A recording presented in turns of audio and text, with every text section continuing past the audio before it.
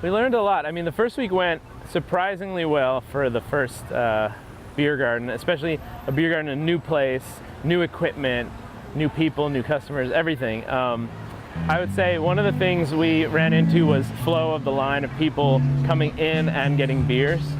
So we kind of reconfigured the bar. We thought about how we were going to spread out service so there's a little more room for the bartenders.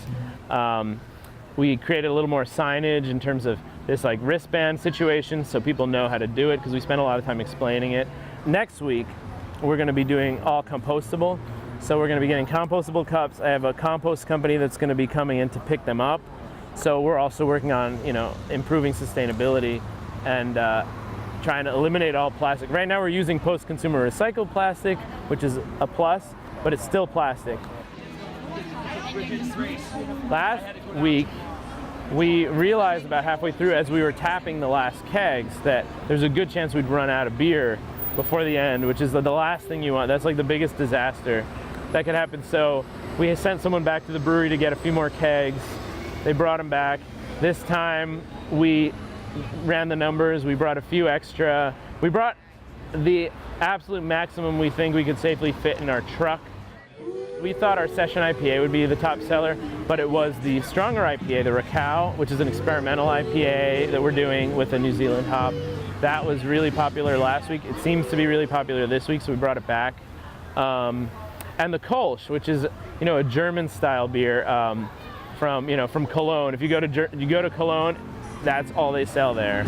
Keep building me up and shooting me down, but I'm already down.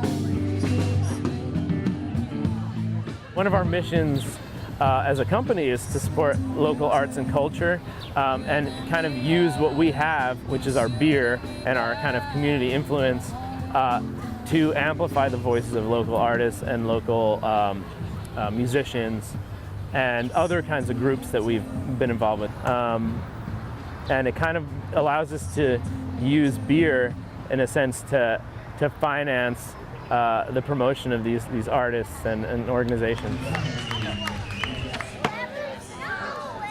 It's a really good scene. If you'll notice behind me, everyone's really well behaved. It's like a very good community family type event. It's typically not too raucous, and so increasingly people are accepting of it, even if they're right in the middle of town.